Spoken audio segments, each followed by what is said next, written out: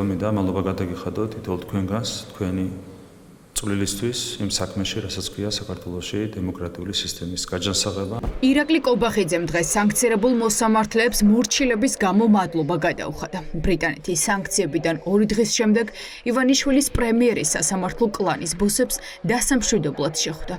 ლევან მურუსიძის ეს ერთი კადრი კარგად ასახავს ამერიკის და ახლა უკვე ბრიტანეთის მიერ სანქცირებული მოსამართლის მდგომარეობას.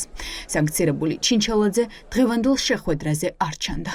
თითოეული თქვენგანი სული არის, რა თქმა უნდა, განსაკუთრებული, რომ არა მოსამართლეები, რომლებიც კეთილსინდისიერად ემსახურებიან, რომლებიც კეთილსინდისიერად ემსახურებით სასამართლო სისტემას სამართალჩვენს ქვეყანაში, რა თქმა უნდა, ამ მასშტაბის ცვლილებები არ დადგებოდა კიდევ ერთხელ სასამართლო სისტემა არის ჯანსაღი, არის სამართლიანი და კიდევ ერთხელ ვიტყვი, რომ ამაში თითოეული თქვენგანის წვლილი და როლი არის, რა თქმა უნდა, განსაკუთრებული. ბრიტანულმა სანქციებმა ოცნების გუნდი ძალიან შეაშინა, რომ სისტემა თავზე ჩამოენგრევათ. ამიტომ მოსამართლეების დარწმუნება დაიწყეს, რომ მათ ყველაფრის ფასად დაიცავენ. იყო რევერანსები და ქება კობახიძისგან. თავდასხმა ბრიტანელ პარტნიორებზე და ტრადიციულად Deep State-ის გავლენა. დღეს კობახიძემ აღიარა, რომ ბრიტანული სანქციები სისხლის სამართლის დანაშაულს უტოლდება. ეს ყველაფერი არის ტრაგიკული იმ ქვეყნებისთვის, რომლებიც აწესებენ სანქციებს. კიდევ ერთხელ შემიძლია ვთქვა, რომ ჯონ ლოკის ქვეყანაში, ინგლისში, დიდ ბრიტანეთში აბსოლუტურად გაუგონარი მოვლენაა ეგრეთ წოდებული გონივრული ეჭვის საფუძველზე ისეთი სანქციების დაწესება, რომლებიც თავისი არსით უთანაბდება სისხლის სამართლებრივ სანქციებს. ასეთ მოვლენებს ჩვენ დაუპირისპირდებით იმით, რომ კიდევ უფრო მეტად განვამტკიცებთ სასამართლოს დამოუკიდებლობას. ირაკლი კობახიძემ სანქციებმა წყობიდან გამოიყვანა. გალანცხა ბრიტანეთის, ესტონეთის და საფრანგეთის მთავრობა. თავს დაესხა ესტონურ მინისტრს, რომელმაც დაადასტურა, რომ ბრიუსელი ვიზა ლიბერალიზაციის გადახედვას გეგმავს. თუ დე-ფაქტო ხელისუფლება ხალხის ძალადობას, უკანონო დევნას და დაპატიმრებას, ოპოზიციის აკრძალვას არ შეწყვეტს. ეს კონკრეტული გაცემდენად არასერიოზულია, რომ ასე ვერ გავაკეთებ სერიოზულ კომენტარს. რაც შეეხება ვიზა ლიბერალიზაციას, მე ვფიქრობ, რომ აქ რაიმე ცვლილებებს არ უნდა ველოდოთ.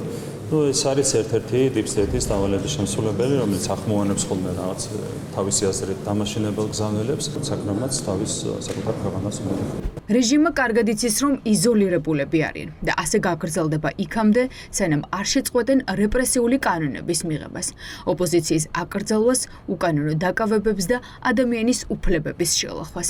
იქნება უფრო მეტი სანქციაც და პარტნიორები მხოლოდ ამ ნაბიჯით არ შემოიფარგლებიან.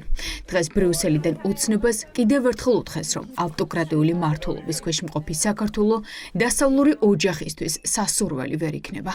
But we are really worried about this. ნამდვილად გვაშფოთებს ახალი რეპრესიული ზომები, რომელიც ემატება არასწორი მიმართულებით გადადგმული ნაბიჯების გრძელ სიას. ხედავთ ჩვენ სტანდარტებს, მაგალითად ევროსაბჭოში ან სხვა ევროპულ ინსტიტუტებში. ვიდრე ასეთი საქციელი გრძელდება, შეუძლებელია საქართველო იყოს სასურველი დასავლური ოჯახისთვის.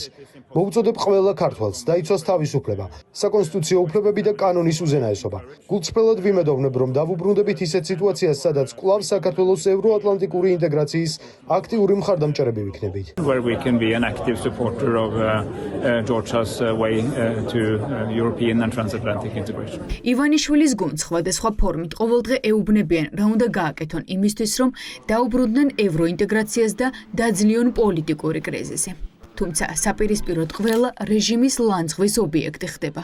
კობახიძემ საფრანგეთის ხელისუფლებას დღეს ურეიტინგო უწოდა, როგორც ჩანს სანქციებს საფრანგეთიდანაც ელოდებიან.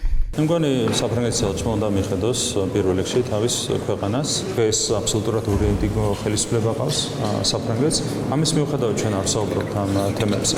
ნურც ისინი ჩაერევიან ჩვენი ქვეყნის დამოუკიდებლობაში. ამ განცხადებების მოსმენის შემდეგ რთული დასაჯერებელია, რომ რეჟიმი უკან დახევას აპირებს. როგორც ჩანს, ივანიშვილის პარტია უარესი სცენარისთვის ემზადება.